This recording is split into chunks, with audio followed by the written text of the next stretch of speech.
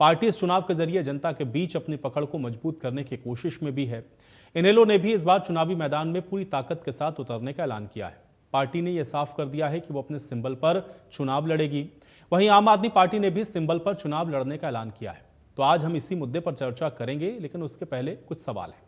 सवाल यह है कि चुनाव की बारी है और अब किसकी कितनी तैयारी है, आज इसको समझेंगे। चुनावी शोर में किन किन मुद्दों पर रहेगा जोर और फिर आर पार शहर में किसकी बनेगी सरकार, इस पर भी आज चर्चा करेंगे।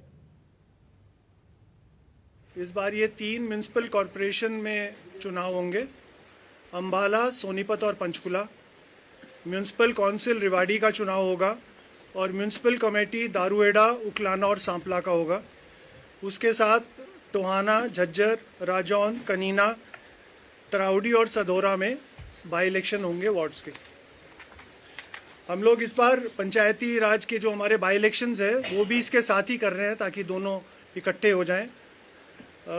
पंचायती राज के इलेक्शंस में 2 जिला परिषद के इलेक्शन होंगे, एक करनाल में होगा और एक पानीपत में होगा। 12 पंचायत समितियों के इलेक्शन होंगे, 29 सरपंच और 485 पंच, टोटल 528 है। और ग्राम पंचायत मंडी आदमपुर, जवाहर नगर, ब्लॉक आदमपुर हिसार में, और ग्राम पंचायत गोविंदपुरा और पोलर, ये ब्लॉक 7 कैथल में है। इनका पहली बार ये आम चुनाव होगा। नामांकन के लिए रिटर्न ऑफिसर द्वारा नोटिस चिपकाना तथा प्रकाशित करने की तिथि रहेगी 15 अप्रैल, जो बुधवार का दिन है। नामांकन पत्र प्रस्तुत करने की तिथियां हैं 21 अप्रैल मंगलवार से लेके 25 अप्रैल शनिवार। नामांकन पत्रों की जांच पड़ताल करने की तिथि है 27 अप्रैल सोमवार। उसी दिन उम्मीदवार 28 अप्रैल को उम्मीदवारी वापस लेने की अंतिम तिथि है। 28 तारीख को ही चुनाव लड़ने वाले उम्मीदवारों को चुनाव चिन्ह बांटे जाएंगे और उसी दिन ही चुनाव लड़ने वाले उम्मीदवारों की सूची चिपका दी जाएगी प्रशासन द्वारा। चुनाव की तिथि है रविवार 10 मई 2026। चुनाव का समय रहेगा 8 बजे से 6 बजे तक। यदि दोबारा मतदान की ज़रूरत पड़ी तो वो दोबारा मतदान होगा 12 मई को मंगलवार, और मतगणना की तिथि 13 मई 2026 को। और जो ये पंचायती राज संस्थाओं की जो गिनती है वो हम कोशिश करेंगे कि उसी दिन इलेक्शन के बाद हम उसको पूरा कर लें। और नामांकन के साथ दिए गए जाने वाले शपथ पत्र हैं, उसका फॉर्मेट हमने राज्य निर्वाचन आयोग की वेबसाइट पर उपलब्ध करा दिया है। ये पहली बार है, ताकि जो भी उम्मीदवार हैं वो उससे डाउनलोड करके और उस पर अपना नामांकन भर सकें। भारतीय जनता पार्टी हर समय तैयार रहती है और चुनाव मजबूती के साथ हम जीतेंगे, 100% जीतेंगे। पूरी तैयारी के साथ हम मैदान में उतरेंगे। सारी योजना, कल हमने अपने कोर ग्रुप की मीटिंग बुला ली है और शाम को छोटे टोली की मीटिंग भी होगी और सभी तैयारियां मुकम्मल हम करेंगे। बाद विधानसभा चुनाव के बाद हम गुड़गांव का, फरीदाबाद का, सोनीपत का, अंबाला सिटी का और पानीपत का लगातार हम चुनाव जीतते हैं, आगे भी जीतेंगे। हाँ, तो विपक्ष तो कहीं है ही नहीं। जो है सिंबल पर चुनाव लड़ेंगे। सर 2 दिन के बाद में जो है सिंबल पर चुनाव लड़ेंगे। सर 2 दिन के बाद में नामांकन के लिए रिटर्न ऑफिसर द्वारा नोटिस चिपकाना।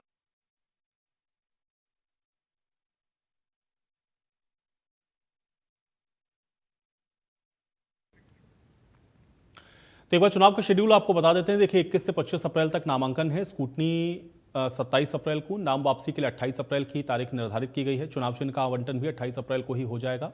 वोटिंग 10 मई को होनी हो, चुनावी नतीजे 13 मई को घोषित कर दिए जाएंगे। तो ये चुनावी शेड्यूल है जिसकी आज घोषणा की गई है। तो नामांकन यानी कि 21 से 25 अप्रैल तक, स्कूटनी 27 अप्रैल, नाम वापसी के लिए 28 अप्रैल।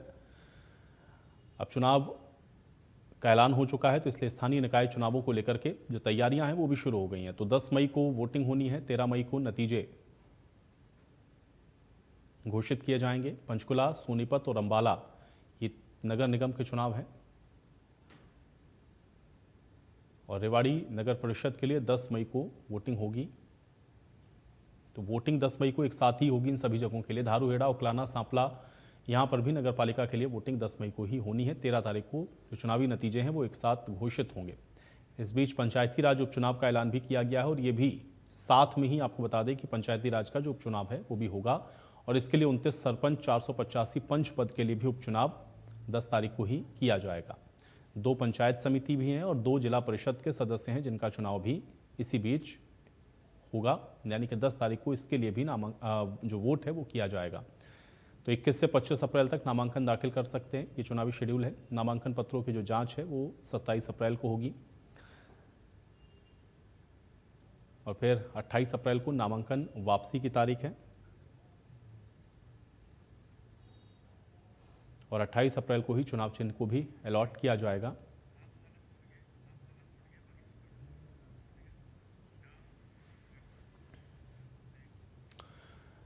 तो निकाय चुनाव की तारीखों का ऐलान हो चुका है। पार्टियां अपनी अपनी तैयारियों में लग चुकी हैं और सभी पार्टियां अब अपनी अपनी जीत के लिए जो रणनीति है उसको भी बना रही हैं। लेकिन इस बार का निकाय का चुनाव किस तरह का रहने वाला है, क्या मुद्दे रहेंगे और किस तरीके से जो पार्टियां हैं वो तैयारी कर रही हैं, आज इसको समझेंगे।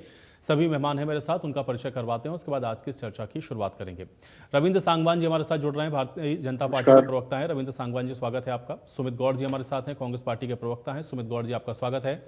अमनदीप केसरी जी हमारे साथ हैं, इंडिया नेशनल लोकदल के प्रवक्ता हैं। मनदीप केसरी जी आपका स्वागत है। और सुरेश पाठक जी हमारे साथ जुड़े हुए हैं, जननायक जनता पार्टी के प्रवक्ता हैं। सुरेश पाठक जी आपका भी स्वागत है। रविंद्र सांगवान जी आपसे शुरुआत कर रहा हूं चर्चा की। चूंकि निकाय चुनाव की जो तारीख है उसका ऐलान कर दिया गया है, क्या तैयारी है भारतीय जनता पार्टी के इस बार के इस निकाय चुनाव को लेकर? आयुष जी नमस्कार, सभी दर्शकों को प्रणाम, साथी प्रवक्ताओं को नमस्कार। आज सारा देश खुशी के प्रतीक बैसाखी के त्योहार की आज बड़े आप सभी को भी शुभकामनाएं और सारा देश आज त्योहार ये बैसाखी का मना रहा है। बैसाखी की सभी को बहुत बहुत शुभकामनाएं। लोकतंत्र के इस पर्व का भारतीय जनता पार्टी स्वागत करती है। भारतीय जनता पार्टी चुनाव के लिए हमेशा तैयार रहती है और इस चुनाव के लिए भारतीय जनता पार्टी के सभी कार्यकर्ता पूर्ण रूप से तैयार हैं और भारतीय जनता पार्टी इस चुनाव के अंदर अपनी जो हमने काम किए हैं और हमारा जो संगठन जो हमारा बिल्कुल धरातल तक मजबूत रहता है, पन्ना प्रमुख तक हमारा जो संगठन मजबूत है, उसके नाते इस चुनाव को हरियाणा के अंदर हम ट्रिपल इंजन की सरकार बनाएंगे, सभी चुनाव जीतेंगे। भारतीय जनता पार्टी ने जब हरियाणा के अंदर बागडोर संभाली, उससे पहले की जो व्यवस्था थी वो स्थानीय निकाय और पंचायत की बहुत बुरी व्यवस्था हुआ करती थी। भारतीय जनता पार्टी ने भारतीय जनता पार्टी का शासन आने के बाद देश के अंदर इस व्यवस्था के अंदर सुधार हुआ और हमने स्थानीय निकाय के अंदर और पंचायतों के अंदर हम पड़ी हुई पंचायतें लेकर के आए। पंचायतों के अंदर और नगर पालिकाओं और नगर निगमों और नगर परिषदों के अंदर हमने महिलाओं की भागीदारी दी और उसके अलावा ई टेंडरिंग और डिजिटल और डायरेक्ट बेनिफिट ट्रांसफर डीबीटी ये सब हम लेकर के आए। पारदर्शी हमारी छोटी सरकारें हुई और उसके नाते जो आज दुनिया के अंदर भारत के अंदर जो स्वच्छता बढ़ी है, उस स्वच्छता के अंदर हमारे स्थानीय निकाय का बहुत बड़ा रोल रहा और इसी प्रकार से शहरों के अंदर चाहे स्ट्रीट लाइटें हों, चाहे लेकिन रविंद्र जी जब आप ये निकायों की बात करते हैं तो शहरों की तो मूलभूत सुविधाओं में जब हम लोग देखते हैं तो सबसे बड़ी समस्याएं यही आती हैं कि भाई शहर में साफ सफाई की प्रॉब्लम है, सीवेज की प्रॉब्लम है, ड्रेनेज सही नहीं है, स्ट्रीट लाइट्स को लेकर कंप्लेंट होती हैं, आवारा पशुओं को लेकर कंप्लेंट्स होती हैं, इस तरह की बहुत सारी समस्याएं और वो ऐसे जगहों पर भी हैं जहां पे ऑलरेडी आप लोग पहले से ही सत्ता में हैं। तो अब इसको आप कैसे कह रहे हैं? आप इसको उपलब्धि के तौर पे बताएंगे जनता को? भाई जनता तो ये सवाल पूछेगी सांगवान जी कि यहाँ पर अगर आप थे स्थानीय निकाय में तो फिर आपने इसकी बेहतरी के लिए क्या किया है? तो ये आप लोगों के लिए चैलेंजिंग नहीं होगा सांगवान जी? आयुष जी, दो ही बातें हैं, दो बातों में आपका जवाब आ जाएगा कि भारतीय जनता पार्टी से पहले, भारतीय जनता पार्टी की सरकार से पहले जो सरकारें हुआ करती थी उस समय जो चुनाव था, चुनाव का तरीका भी और हुआ करता था। हमने आने के बाद हमने स्थानीय निकाय के अंदर महिलाओं की भागीदारी बढ़ाई है, हमने डिजिटल व्यवस्था को, डिजिटल प्रणाली को लागू किया है और जिस प्रकार से पहले पोस्ट ट्रेडिंग हुआ करती थी और जो चुनाव जो था उस चुनाव को हमने चेयरमैन और मेयर के चुनाव को हमने डायरेक्ट करने का काम किया है और इसी प्रकार से हम अपने कामों को लेकर के जनता के बीच में जाएंगे। आज भारत जो दुनिया के अंदर चमक रहा है उसके अंदर हमारे नगर निकायों का, इनका ही बहुत बड़ा रोल है। आज स्वच्छता के प्रति आज जो देश के अंदर एक जागरूकता बढ़ी है और नगर निकायों ने बढ़ाई है। हमारी स्थानीय निकाय है और पंचायत है, हमारी सब जो प्रणालियां हैं, आज सारे जो काम हैं वो डिजिटल होते हैं नहीं और ठीक हमने है, लेकिन रविंद्र जी हम आप ये कह तीसरी रहे हैं कि बार- आप अपने जो देखिए, मौजूदा आयुष जी, काम है उसके आयुष जरिए जी, ही जनता के बीच में जाएंगे और हाँ, उसी पर वोट मांगेंगे, आयुष जी, जो काम आपने हम करवाए हैं प्रदेश के सांगवान जी। अंदर, आयुष जी, हम प्रदेश में तीसरी बार आए हैं, हम केंद्र में भी तीसरी बार आए हैं और प्रदेश के चलिए अंदर ठीक भी है, हम तीसरी आप बार ये आए कह रहे हैं कि जो हैं। आपने काम हरियाणा करवाया है की उसी आधार पर आप जनता के बीच में जाने वाले हैं। ठीक है, सुमित गौड़ जी का मैं रुख कर रहा हूँ। गौड़ साहब, क्या तैयारी है? घोषणा पत्र समिति भी बना दी आप लोगों ने, और उसके बाद ये भी आप लोग कह रहे हैं कि अब जल्द ही आप लोग और भी मजबूती के साथ इस रणनीति को बनाने में लगेंगे। कितना आश्वस्त हैं इस बार के इस निकाय के चुनाव को लेकर? देखिए, सबसे पहले तो मैं आपके माध्यम से हमारे देशवासियों को, हरियाणा वासियों को, और खासतौर पर मेरे फरीदाबाद लोकसभा क्षेत्र वासियों को बैसाखी के पर्व की हार्दिक शुभकामनाएं। साथ ही जलियांवाला बाग में शहीद हुए काफी जो हमारे लोग उसमें शहीद हुए थे, वीरांगनाएं थी, उन सभी शहीदों के परिवारों को भी हमारी तरफ से नमन। अब आता हूं मैं आपकी श्रद्धांजलि भी, और अब मैं आता हूं आपके सवाल के जवाब पर। देखिए, आज भी हम हमारी कांग्रेस पार्टी के हमारे माननीय प्रदेश अध्यक्ष के साथ हम पलवल अनाज मंडी में थे, वहां किसानों की और आढ़तियों की दुख तकलीफें उठा रहे थे। तभी हम लोगों के अचानक मोबाइलों पे मैसेज आने लग गए कि सरकार ने फैसला लिया है कि 10 मई को नतीजे आ जाएंगे और 13 मई को रिजल्ट आ जाए। 10 मई की वोटिंग है, 13 मई को नतीजे आ जाएंगे, और जो 25 मई को अप्रैल तक आप सबको फॉर्म भरने जो चुनाव लड़ना चाहते हैं। सबसे पहले जितनी भी पार्टियों के और जितने भी संभावित उम्मीदवार हैं, सभी को मेरी तरफ से, हमारे परिवार की तरफ से, हमारी कांग्रेस पार्टी की तरफ से हार्दिक शुभकामनाएं। ये वो कांग्रेस पार्टी जो चुनाव को चुनाव की तरह से लड़ती है, चाहे सरकार में हो चाहे सरकार से बाहर हो। कभी भी अपनी पावर्स का दुरुपयोग ना पहले किया, ना आगे किया, ना कभी आगे करेंगे। चुनाव है, बिल्कुल। आज हमारे प्रदेश अध्यक्ष ने और पूर्व अध्यक्ष जी भी उस मौके पे मौजूद थे। सबने संयुक्त से बयान दिया कि पार्टी इस बार सिंबल टिकट बांटेगी, और अभी शीर्ष नेतृत्व भी हमारा इस बारे में मीटिंग करेगा इनके साथ। जो भी पार्टी जो भी जिम्मेवारी हम लोगों की लाई उसके लिए हम तैयार हैं। साथ ही ये नगर निगम, नगर पालिका जितने भी चुनाव हैं, सबके लिए एक्सरसाइज शुरू हो जाएगी, और हम पूरी तरह आश्वस्त हैं कि जनता हमारे उम्मीदवारों को जिताएगी, क्योंकि उसके पीछे दो कारण हैं। एक तो अचानक से जो महंगाई के बम फोड़ने लग गए हैं, प्लस समस्याएं शुरू हो गई हैं, और दूसरा जो हरियाणा के जो चुनाव हुए थे भी, लोकसभा की 10 में से 5 सीटें जीती थी। हरियाणा विधानसभा में सरकार भले ही बीजेपी ने बनाई, उनको भी मुबारकबाद, लेकिन अगर वोट प्रतिशत से देखें तो 22,000 वोट पूरे हरियाणा में जो लाखों वोट पोल हुई थी, 22,000.5% वोट से हमें कम मिला था। इट मीन्स कि जनाधार हमारे भी हक में, लोगों की भावनाएं हमारे लिए भी खड़ी उतरी है। तो निश्चित रूप से टक्कर बीजेपी की कांग्रेस से ही होगी, और कोई नहीं है टक्कर में। बीजेपी और कांग्रेस के उम्मीदवारों का जब होगा, उसमें निर्णायक भूमिका हमारे हरियाणा की जनता ने ही निभाएगी, निश्चित रूप है। जब उनके यहाँ चुनाव तो वही करेंगे। अब हम पूरी तरह आश्वस्त हैं। अब बाकी अगर सरकार ने, जैसे कि मेरे बीजेपी साथी वक्ता ने कहा कि हम तो तैयारी कर ली है, इन्होंने तैयारी करी रखी है। इन्हें करना क्या होता है? इन्होंने तो बस अपना जनता को भावनाओं, इनके पास दो ही तरीके हैं, जनता को भावनाओं में ले जाना होता है, बेकाना होता है, और ईवीएम के कान पकड़ने होते हैं। लेकिन इस समय हमारे हरियाणा का किसान भी सड़कों पर है। हमारे हरियाणा आज हर पूरे हरियाणा में कर्मचारियों ने कई जगह, देश में भी कई जगह कर्मचारियों ने विरोध किया है सैलरी हाइक को लेके।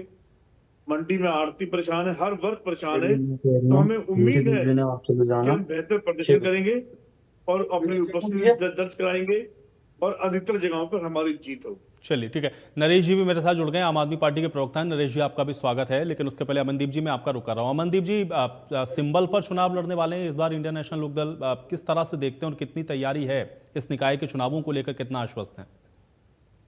जी आयुष जी, जैसे कि पहले भी इंडियन नेशनल लोकदल केवल ऐसा राजनीतिक पार्टी है जिसका उद्देश्य केवल हरियाणा के हितों को सर्वोपरि रखना, और हमने पहले भी देखा कि दोनों राष्ट्रीय दल जो हैं उनके लिए हरियाणा के हित कहीं ना कहीं गायब हो जाते हैं और सबसे निम्न पंक्ति के अंदर रहते हैं, क्योंकि इनके ऊपर दबाव भी इनके केंद्रीय नेतृत्व का रहता है।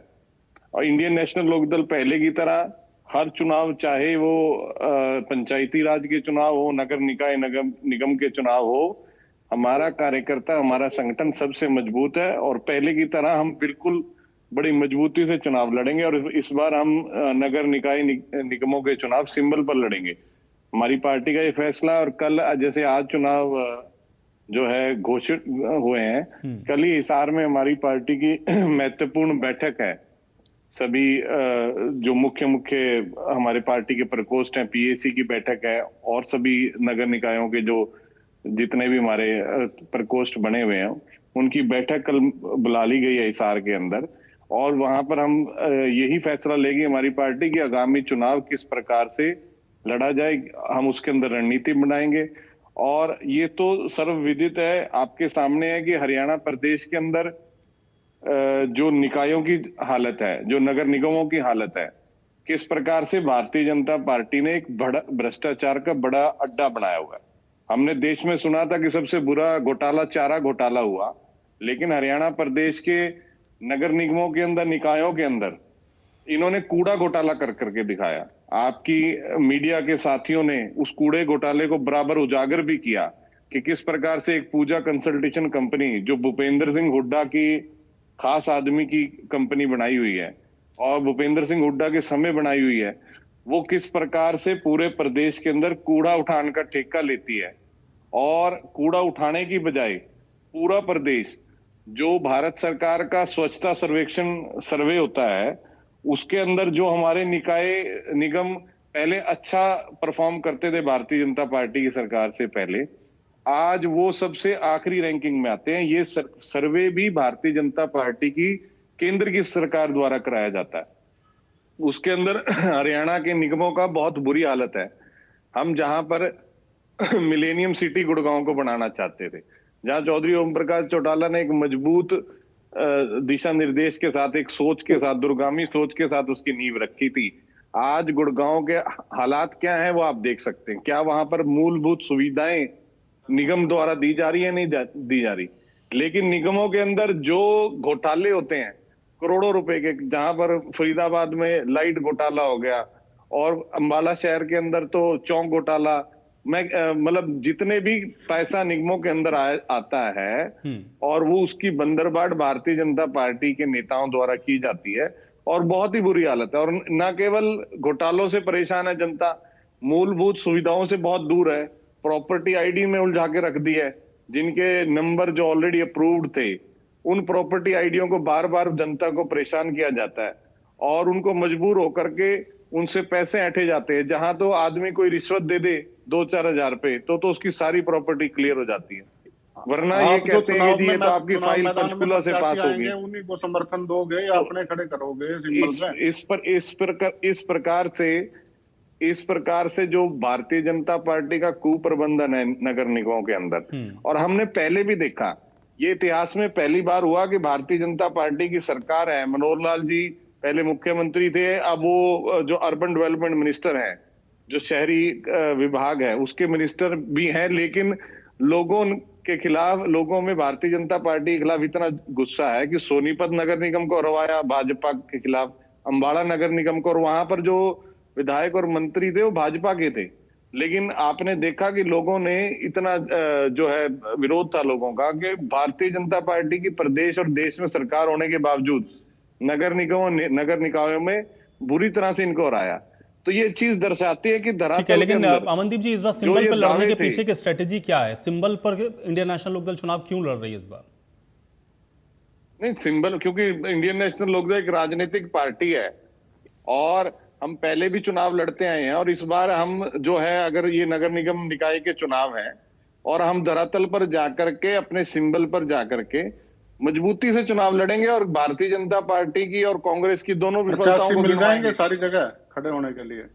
ये राजमंडी के मैटर नहीं डालना मतलब। ठीक है, चलिए, आप ये कह रहे हैं कि इस बार जो है सिंबल पर ही आप लड़ने वाले हैं। सुरेश जी, क्या तैयारी है जननायक जनता पार्टी के इस बार के इस निकाय के चुनाव को लेकर? आयुष जी, सबसे पहले आपको नमस्कार, चैनल पे बैठे सभी प्रवक्ता साथियों को मेरी नमस्कार, राम राम। देखिए, आज जैसा कि चुनाव आयोग ने आज नगर निगम के चुनावों की तारीख का ऐलान कर दिया है, तो मैं सबसे पहले आपके चैनल के माध्यम से उन सभी प्रतिभावान जो भी ये चुनाव लड़ने के इच्छुक साथी हैं, उनको अग्रिम शुभकामनाएं देता हूँ। दूसरी चीज, जैसा आपने सवाल किया कि जननायक जनता पार्टी की तैयारियों को लेके, देखिए जननायक जनता पार्टी की जो भी तैयारियां हैं, अभी पीछे हमारी एक बैठक भी हुई है पंचकुला में, तो उस बैठक में भी यही दुष्यंत जी के द्वारा बोला गया है कि जल्द ही कोर कमेटी कि ये जो चुनाव है, आने वाले चुनाव है, इसको सिंबल पे लड़ेंगे या सिंबल पे नहीं लड़ेंगे, इसका फैसला कोर कमेटी लेगी और जल्द ही न्यूज चैनलों के माध्यम से या पार्टी की प्रेस विज्ञप्ति के माध्यम से आप लोगों को चुनाव के बारे में भी पता लग जाएगा कि जननायक जनता पार्टी किस प्रकार की रणनीति के साथ आगे इस चुनाव को लड़ने जा रही है। दूसरी चीज मेरी, आयुष जी, मैं कहना चाहूंगा, अभी जैसा कि बीजेपी प्रवक्ता और कांग्रेस प्रवक्ता ने कुछ बातें कही, कुछ सवाल किए। अभी कांग्रेस प्रवक्ता कह रहे थे कि मुकाबला केवल और केवल कांग्रेस और बीजेपी के बीच में ही होगा। देखिए, तो मैं कहना चाहूंगा कि अभी पीछे कुछ दिन पहले किरण चौधरी जी की एक स्टेटमेंट आई थी इनके एलओपी हुड्डा साहब को लेके, जिसमें उन्होंने कहा था कि हुड्डा साहब को भाजपा पे लाने की जरूरत नहीं है, वो कांग्रेस में रह के ही हमारा काम कर रहे हैं। तो कांग्रेस प्रवक्ता से पूछना चाहूंगा कि क्या इस प्रकार की कोई रणनीति है कि आप आज ही कह रहे हैं कि मुकाबला कांग्रेस और बीजेपी के बीच में होगा, और हमें पता है कि चुनाव जब होते हैं और टक्कर के चुनाव होते हैं तो कांग्रेस हमेशा बीजेपी के आगे सरेंडर कर देती है। अभी हमने राज्यसभा चुनाव में भी देखा, उससे पहले विधानसभा चुनाव में भी देखा। दूसरी चीज, अभी आप वोट प्रतिशत देखिए, आपको हरियाणा में क्या बीजेपी, आपकी गौड़ साहब एक बारी बात कर लेने दीजिए। आप अपनी बारी में बोलिए, मैंने आपकी बात को टोका नहीं कहा। फिर आप कैसे कह सकते हैं कि मुकाबला कांग्रेस और बीजेपी के बीच में ठीक है सुमित जी, उनकी बात को आने देना। ठीक है, ये सबकी पार्टी का अपना अपना असेसमेंट है ना, सही बात है। आपने भी कहा कि मुकाबला बीजेपी कांग्रेस के बीच सरेंडर किया चुनाव को, ठीक है, आपने राज्यसभा में सरेंडर किया, आपने विधानसभा में सरेंडर किया, आपकी तो 75 सीटें आ रही थी, आप लोग धन बल से और दबाव से, ताकत से बैठ गए थे, आप लोग, फिर भी हम जीते राज्यसभा में, मंत्रालय बांट के बैठ गए थे। ठीक है सुमित जी, अब आप बात आने दें। सुमित जी, अब बात आने दें, अब बात आने दें। ठीक है सुमित जी, जब आप दूसरी पार्टी पर आरोप इस तरह के लगाएंगे कि भाई मुकाबला ही आपके उनके बीच में, तो वो भी अपनी पार्टी का पक्ष रखेंगे ना, ऐसे नहीं। आप नहीं कह सकते कांग्रेस और बीजेपी के बीच में होगा, जब राजनीतिक दल, हरियाणा में और भी राजनीतिक दल है, मुकाबला सबके बीच में होगा। हार जीत तो हर एक चुनाव का नियम है, एक जीतेगा तो दूसरा हारेगा। दूसरी बात, देखिए, मैं ज्यादा इस टॉपिक पे नहीं जाना चाहता। बीजेपी के प्रवक्ता ने बात कही कि हम डिजिटल प्रणाली पे हमने बहुत अच्छा काम किया। मैं आज की ही बात बताऊं, आज प्रदेश के अंदर अनाज मंडी, कई अनाज मंडियों में सर्वर डाउन थे, कई अनाज मंडी, इंद्री में गेट पास नहीं बने, टोहाना में पोर्टल बंद है, जिस कारण किसानों ने टोहाना में जाम लगा दिया। तो एक इस प्रकार की डिजिटल प्रणाली की बात करते हैं। इन्होंने स्वच्छता की बात की। स्वच्छता की अगर मैं बात करूं, स्वच्छता में पीछे पंचकुला में, जहां से इनका बीजेपी की ट्रिपल इंजन सरकार थी, इनके मेयर थे, इनके मेयर के होने के बावजूद पूरे भारत के अंदर 239वां नंबर स्वच्छता सर्वेक्षण में पंचकुला जिले का आया। आप कहां थे? मैं पंचकुला की ही बात करूं, हरियाणा के अंदर जो पंचकुला पूरे प्रदेश में जहां सबसे ज्यादा मंत्री संतरी रहते हैं, वो पंचकुला 22वें नंबर पे हरियाणा प्रदेश में आया स्वच्छता में। तो आप कहां की बात करते हैं कि आप स्वच्छता के नाम पे वोट मांगेंगे? अभी इनेलो के प्रवक्ता साथी ने बताया, जो आईडीएफसी बैंक घोटाला हुआ, पंचकुला के अंदर 2 नगर निगम और नगर परिषद हैं, जिसमें बीजेपी के ही चेयरमैन है और बीजेपी के ही मेयर थे। इनकी आंखों के नीचे 47 करोड़ 47 करोड़ का एक और 160 करोड़ का दूसरा घोटाला बैंकों के माध्यम से हुआ। इनके नेता, इनके मंत्री, इनके अधिकारी सब सोते रहे। कालका के अंदर नगर परिषद में, कालका के अंदर नगर परिषद में 18 करोड़ रुपया जो उन बैंकों के माध्यम से गया, एफडी के माध्यम से। देखिए, पैसा रिकवर हो जाएगा, हम पैसे की बात नहीं करते, बैंकों का पैसा कभी नहीं मरता। ठीक है, आप ये कह रहे हैं कि बहुत सारी समस्याएं, लेकिन एक चीज ये बताइए कि जननायक जनता पार्टी, क्या आप भी सिंबल पर चुनाव लड़ेंगे? क्या स्ट्रेटेजी है इसकी? आयुष जी, मैंने आपको बताया कि जननायक जनता पार्टी की जो भी आगामी रणनीति होगी, वो रणनीति आपको जल्द ही समाचार पत्रों के, प्रेस विज्ञप्ति के माध्यम से पता लग जाएगी। जननायक जनता पार्टी, अभी तक देखिए, पीछे दुष्यंत जी पंचकुला आए थे और दुष्यंत जी ने अपने साक्षात्कार में भी इस चीज को कहा कि जल्द ही कोर कमेटी की बैठक होगी और उस कोर कमेटी की बैठक में इस चुनाव को लेकर जो भी निर्णय होगा वो सार्वजनिक कर दिया जाएगा। तो मैं इस बारे में अभी कुछ कहना, मेरी तरफ से जल्दबाजी होगी। मैं तो केवल यही कहूंगा, आने वाले कुछ और दिन वेट कीजिए, आपको जननायक जनता पार्टी की सारी रणनीति आपको आपके चैनल के माध्यम से भी पता लग जाएगी। ठीक है नरेश जी, अब निकाय के चुनाव की बारी है। आम आदमी पार्टी निकाय के चुनाव में भी जा रही है तैयारी के साथ, कैसे देख रहे हैं इस निकाय के चुनाव को? जी आयुष जी नमस्कार, आपके दर्शकों को और सभी साथी पैनलिस्ट को और बैसाखी की सबको, पूरे देश को, हरियाणा वासियों को बहुत बहुत शुभकामनाएं। आयुष जी एक बात कहेंगे कि पहले जो हमारे देश के अंदर कहा जाता था कि जल थल और वायु सेना, लेकिन हरियाणा वो हमारे देश को गर्व घोषित करवाते थे, लेकिन हरियाणा के अंदर जल थल और वायु जो घोटाले होते हैं उसके लिए शर्मसार करते हैं हरियाणा के अंदर। आप जल देखिए कि इनकी जल नीतियों के अंदर घोटाला हो जाता है, वायु के अंदर जो आप देख ही रहे हैं कि AQI का क्या हाल रहता है कि वो हरियाणा के अंदर गुड़गांव, फरीदाबाद और जितने भी NCR के जिले हैं उनका क्या हाल है वो सबके पता है। उसके बाद में जमीन का घोटाला तो आपको पता है नगर निगम के अंदर कैसे कैसे ये घोटाले करते हैं, तो उससे पता चल गया कि ये तीनों चीजों के घोटाले में माहिर है। और दूसरा ये लोकल चुनाव है, लोकल चुनाव के ऊपर आम आदमी पार्टी पहले भी अपने, चाहे लोकल चुनाव हो, चाहे निगम के चुनाव रहे, चाहे MP MLA के चुनाव रहे, उसके अंदर पार्टी सिंबल के ऊपर लड़ती है। और पूरे देश ने देख लिया कि भारतीय जनता पार्टी कैसे सत्ता पर काबिज होती है, क्योंकि हमारी पार्टी ने ये साबित कर दिया और देश की जनता को ये दिखा दिया कि भारतीय जनता पार्टी कैसे झूठे केसों के अंदर आरोप लगाकर जेल के अंदर डाल देती है एक मुख्यमंत्री के अंदर। और इनके ऊपर एक बार तमाचा नहीं लगा, 2 बार तमाचा लगा कि झारखंड के मुख्यमंत्री को भी ऐसी जेल में डाला और दिल्ली के मुख्यमंत्री को माननीय अरविंद केजरीवाल जी को भी जेल में डाला। नए नए एक्सक्यूज अभी देने बाकी रहेंगे इनके के अंदर ये कहेंगे, लेकिन हम न्यायपालिका के अंदर पूरा का पूरा हमें पता है कि देश की न्यायपालिका पे एक कोई इनका कंट्रोल नहीं है। बाकी तो सब कुछ ED CBI इनके कंट्रोल के अंदर है, लेकिन फिर भी जितनी भी विपक्ष है, पहली बात तो अभी बीजेपी के हमारे प्रवक्ता साथी ने कहा कि भारतीय जनता पार्टी पूर्ण रूप से तैयार है, विपक्ष तो कोई है ही नहीं। मतलब ये पहले ही डिसाइड कर लेते हैं कि विपक्ष कोई है ही नहीं, तो भाई चुनाव करवाने के लिए इनकी जो प्रक्रिया है, इनके माननीय मोदी जी की प्रक्रिया है, वो चाहते हैं कि देश के अंदर चुनाव ही ना हो। ये सिस्टम नहीं होगा इस देश के अंदर। जैसे अभी नेपाल के अंदर जो हालत हुई ना, ऐसे ही एक दिन आपकी पार्टी के साथ वो हालत होंगे कि आपके। ठीक है नरेश जी, फिर आप डिस्ट्रैक्ट हो रहे हैं। ठीक है, मुझे लगता है कम से कम देश के बारे में आप लोग को ये कामना नहीं करनी चाहिए। मैं हर बार ये बात कहता हूँ, जैसा नेपाल में हुआ, जैसा बांग्लादेश में हुआ, ये कामना चुनाव में लेके जाओगे क्या? वादा लेकर के जाना चुनाव में। आप ये कामना करते हैं कि इस देश के अंदर ऐसा होना चाहिए, और उसमें ऐसा नहीं था सत्ता पक्ष वाले, उसमें विपक्षी नेताओं को भी पकड़ पकड़ के घसीट के जनता ने मारा है। तो जब बोलते हैं तो उसको पहले सोचा करिए और मुद्दे पर बात करिए। नरेश जी, मैं ये मेरा सवाल सुनिए, मेरा सवाल सुनिए नरेश जी। यहाँ इतनी सारी पार्टियां हैं हरियाणा के अंदर, आम आदमी पार्टी पर ही भरोसा क्यों करेगी जनता? निकाय के चुनाव में जाएंगे, क्या रोड मैप है, क्या बताएंगे? और क्यों आम आदमी पार्टी पे निकाय की जनता भरोसा करेगी, इसका जवाब। आयुष जी, आम आदमी पार्टी आपको पता है कि अपने मेन मुद्दों के ऊपर काम करती है, स्वास्थ्य शिक्षा के ऊपर।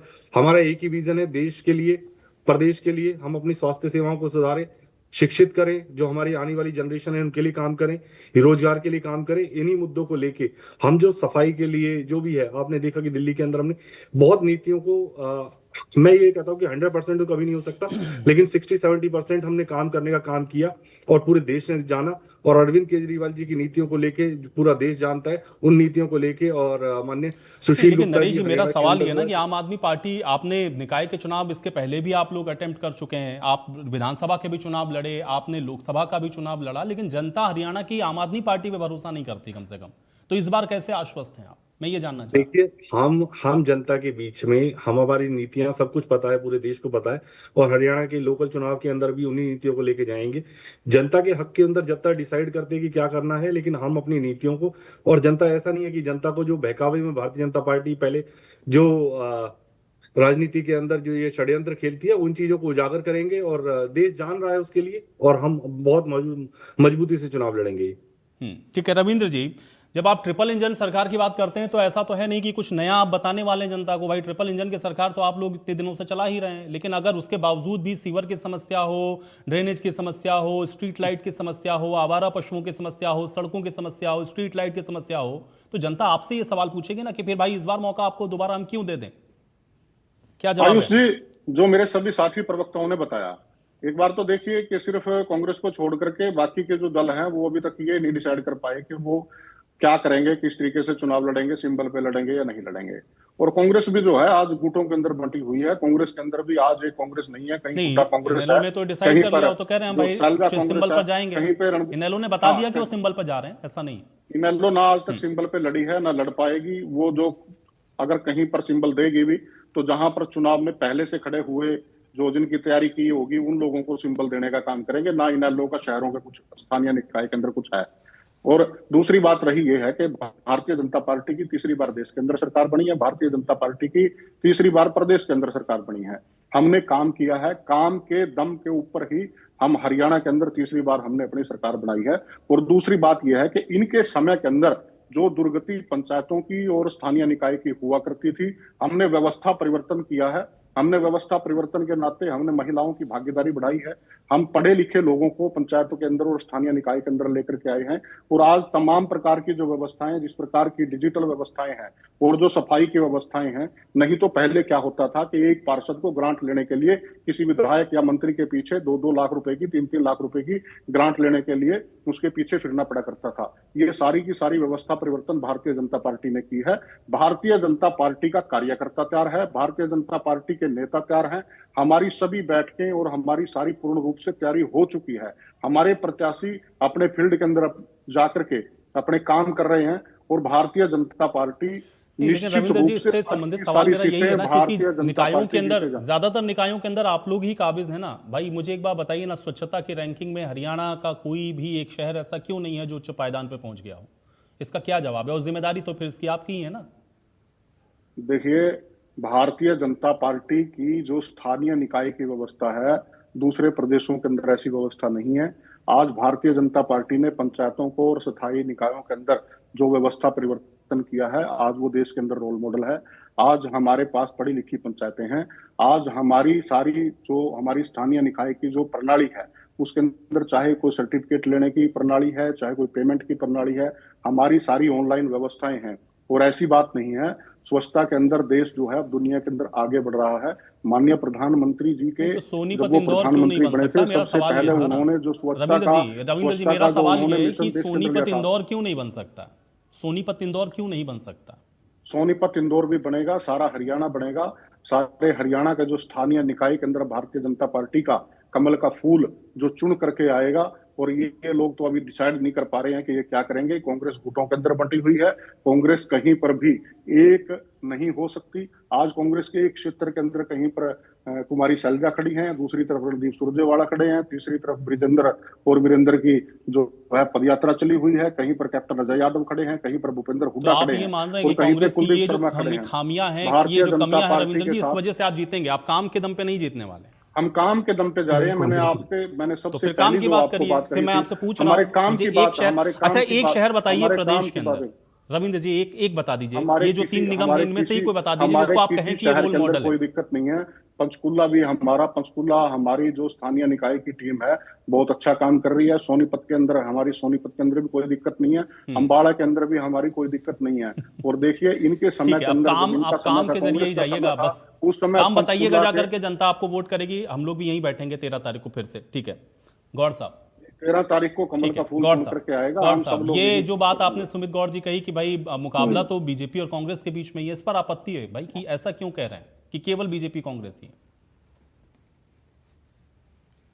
देखिए, सबसे पहले तो मैं इनके सवाल का इनकी कटाक्ष का जवाब मैंने तभी दे दिया था जब इन्होंने बोला था। मैं फिर भी दोबारा दे देता हूं। इस हरियाणा की अगर बात करें, अपने हरियाणा की बात करें, तो हरियाणा में चुनावी बीजेपी कांग्रेस का ही रहा था। इन्होंने बड़ी एक वैसी बात करी, मैं अनमेच्योर सी मैं कहूंगा कि कांग्रेस और बीजेपी के हिसाब से चुनाव लड़ती है। अगर कांग्रेस बीजेपी के हिसाब से चुनाव लड़ती तो अन्य पार्टी की तरह एक 2 सीटों पर सिमट गई होती। कांग्रेस पार्टी ने लास्ट तक टक्कर दी है और 90 में से 37 एमएलए लाए हैं, 10 में से 5 सांसद लाए हैं। तो इसमें तो कोई डाउट नहीं। आज देश में कोई अगर सबसे बड़ी विपक्षी पार्टी है जो पूरा लड़ रही है, झगड़ रही है, आम आदमी की आवाज उठा रही है, तो केवल और केवल कांग्रेस पार्टी है। साथ ही मैं अब इस चुनाव पे आना चाहता हूं कि देखिए, नगर निगमों में, शहरों में जो बीजेपी की व्यवस्था का बुरा हाल पिटा हुआ है, उससे कोई भी घर, कोई भी परिवार, कोई भी पार्टी, कोई भी दल अछूता नहीं है। पूरी तरह से बीजेपी लोकल मामलों में फेल है। आप किसी भी शहर में चले जाइए, गंदगी का ढेर, आवारा पशु, चुनाव से पहले जो उनकी गौ माता होती है बाद में आवारों की तरह छोड़ देते हैं। और उसके अलावा सड़कों पे बहता पानी, घरों में पीने का पानी तक नहीं।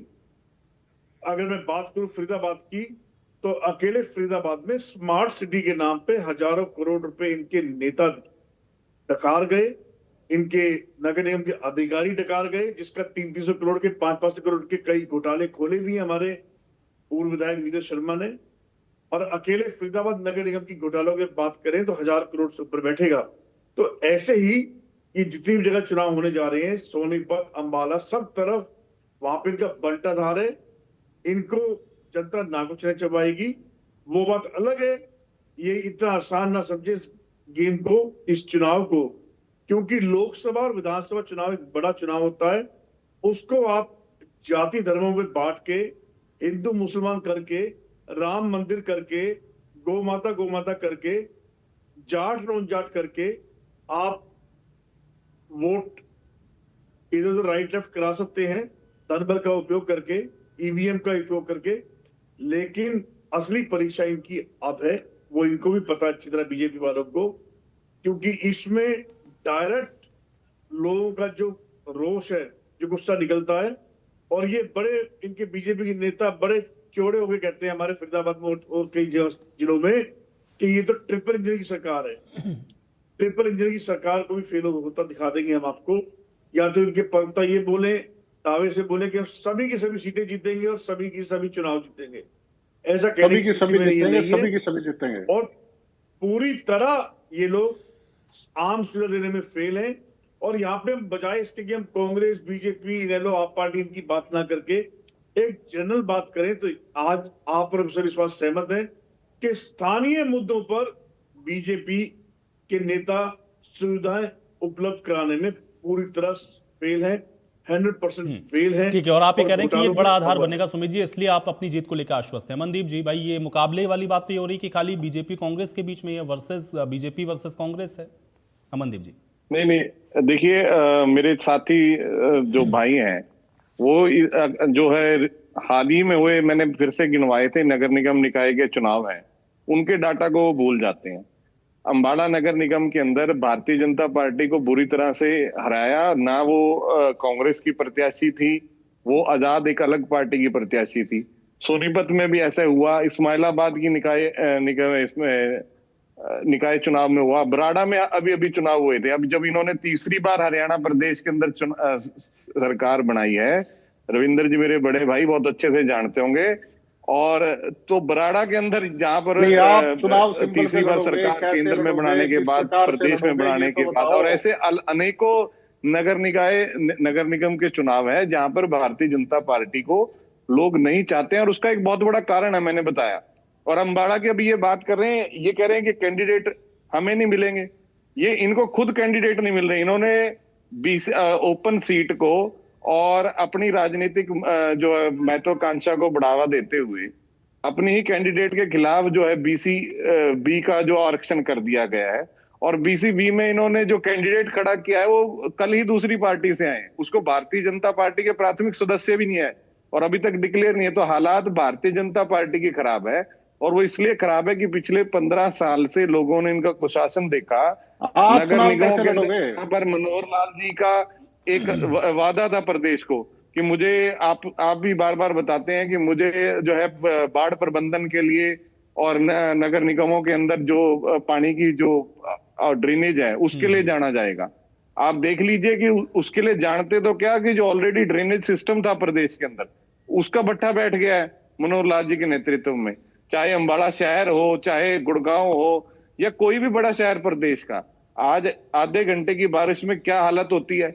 और इसका सबसे बड़ा कारण, मूल कारण भ्रष्टाचार का है, जो भारतीय जनता पार्टियों के नेताओं ने व्यापक तौर पर सभी निकायों के अंदर फैलाया हुआ है, जहां पर खुलेआम एक, मैं कहूंगा कि ये टाइल बनाने के सब ठेकेदार बन चुके हैं इनके नेता, चाहे वो विधायक हो, चाहे पार्षद हो, चाहे डिप्टी मेयर हो, सीनियर डिप्टी मेयर हो। और ये जीतने की बात करते हैं, ये अम्बाड़ा के अंदर तो ऐसी हालत थी, ना तो मेयर जीते ना सीनियर डिप्टी मेयर, मतलब इतनी संख्या भी नहीं इनके पार्षदों की आई थी कि कल को सरकार होने के बावजूद किसी को बना सके। यही हालात इनके पंचायत चुनावों के अंदर हुए और यही आने वाले समय के अंदर होने वाले। हाँ, ये बात जरूर है जो आपकी चर्चा में चली कि कांग्रेस पार्टी का कहीं ना कहीं जो रोल होना चाहिए, हम बार बार कहते हैं विपक्ष के नाते, जो मजबूती से उनको रोल अदा करना चाहिए, वो कहीं ना कहीं अंदर खाते सेटिंग के जरिए वो जरूर कांग्रेस पार्टी खेल खेल सकती है। क्योंकि जहां पर सांसद कांग्रेस का हो, विधायक कांग्रेस का हो, और वहां पर अगर कांग्रेस पार्षद का चुनाव हार जाए, वहां पर अगर मेयर या फिर म्युनिसिपल कॉर्पोरेशन के चेयरमैन का चुनाव हार जाए, तो कहीं ना कहीं ये सवाल जरूर उठता है कि लोगों का जन समर्थन होने के बावजूद वहां पर क्यों नहीं चुनाव जीत पाए। ठीक है, सुरेश जी। सुरेश जी जी आयुष जी, जी सर। आयुष जी, सबसे पहले तो आपको साधुवाद दूंगा मैं कि आपने चैनल के माध्यम से इस चीज को रखा कि बीजेपी केवल कांग्रेस की गुटबाजी के कारण ही चुनाव जीत रही है। बीजेपी की तरफ से अपना कोई विकास का ऐसा कोई एजेंडा नहीं है जिसके नाम पे ये चुनाव को जीत रहे हैं। चाहे पिछला विधानसभा चुनाव हो, लोकसभा चुनाव हो, या अभी हाल ही में गया राज्यसभा का चुनाव हो। अभी कांग्रेस प्रवक्ता ने बात कही कि हम 37 सीट पे आए विधानसभा में, हमने वो लोकसभा में 5 सीटें लाए, लेकिन राज्यसभा चुनाव में जो इनकी वोटिंग क्रॉस हुई या जो इनके वोट इनवैलिड हुए, उस पे इन्होंने नहीं बताया कि उस पे इन्होंने क्या किया। दूसरी चीज, विकास की बात जो बीजेपी करती है, देखिए सुरेश जी, वहां तो भाई वहां तो विधायकों को तय करना था ना, और ये विधायक चुने जनता ने, तो इसलिए वो ये कह रहे हैं कि जनता कांग्रेस पार्टी के साथ है, और इसलिए अगर वो विपक्षी दल के तौर पर उनको बिठा रही, प्रमुख विपक्षी दल के तौर पे, तो निकायों में भी वो बेहतर करेंगे। उनका आर्ग्यूमेंट ये था, और इसलिए वो ये कह रहे हैं कि मुकाबला बीजेपी वर्सेस कांग्रेस। बताइए ना क्या कर रहे हैं ये, तो केवल राज्यसभा चुनाव में अपनी वोट को इनवैलिड कर देते हैं, जीती हुई सीट को। अरे गौर साहब, क्यों? और सुरेश जी, ये बात भी सही है ना, वोटिंग का अगर आप जीत हार का फासला भी देखेंगे तो बहुत अंतर नहीं था। गौर साहब, मेरी बात तो तार्किक तौर पर उनकी बात ठीक है, बाकी वो जनता तय करेगी। ठीक है, एक मिनट, मैंने तो आयुष जी की बात को आगे बढ़ाया। गौर साहब, आयुष जी ने ये बात बोली कि कांग्रेस पार्टी की गुटबाजी का फायदा बीजेपी को होता है। मैं तो उसके लिए इनको साधुवाद दे रहा हूँ। मैं तो वही चीज कह रहा हूँ, आपने जो राज्यसभा में 9 क्रॉस वोट हुए उनके बारे में नहीं बताया, जो क्रॉस वोट हुए, इनवैलिड वोट हुए। अब मैं बीजेपी के सुशासन विकास पे आ रहा था। अभी पीछे एक सांसद निधि की एक लिस्ट जारी हुई जिसमें सांसदों ने जो अपने पार्लियामेंट्री एरिया में जो खर्चा किया उस पे बताया गया। तो उसमें बताऊं, करनाल से पूर्व मुख्यमंत्री मनोहर लाल जी जो उसमें सबसे फिसड्डी है, 3% केवल अपना खर्च किया सांसद निधि का करनाल लोकसभा में। तो ये क्या विकास के एजेंडे पे बात करेंगे? इनके मुख्यमंत्री जी कहते हैं कि अभी सिलेंडर का संकट आया। मुख्यमंत्री जी ने बोला कि सिलेंडर के संकट पे केवल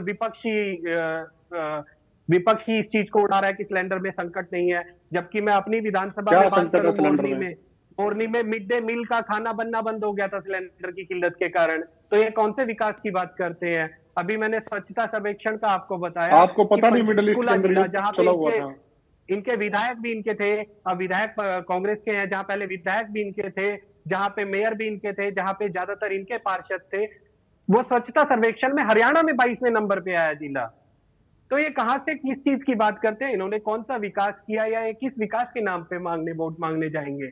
मैं तो आपके चैनल के माध्यम से हरियाणा प्रदेश की जनता से ये सारी बात ठीक है, लेकिन सुरेश जी मैं फिर उसी प्रश्न पर आऊंगा कि जननायक जनता पार्टी ही क्यों? भाई ऑप्शन के तौर पर अगर हम देखें कि भाई चलिए बीजेपी से नाराजगी है तो फिर कांग्रेस ऑप्शन है, इंडियन नेशनल लोकदल ऑप्शन है, आम आदमी पार्टी भी कह रही है हम भी आ रहे हैं, तो फिर जननायक जनता पार्टी क्यों?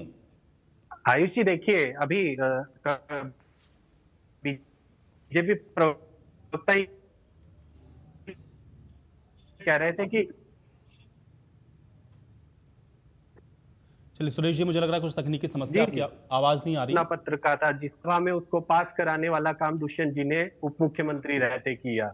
देखिए आज किसानों की जो दुर्दशा है, आज किसान हरियाणा के अंदर उप मुख्यमंत्री रहते दुष्यंत जी के उस कार्यकाल को याद करता है जहां पे 72 घंटे के अंदर उनको उनकी पेमेंट का भुगतान मंडियों में खड़ा है।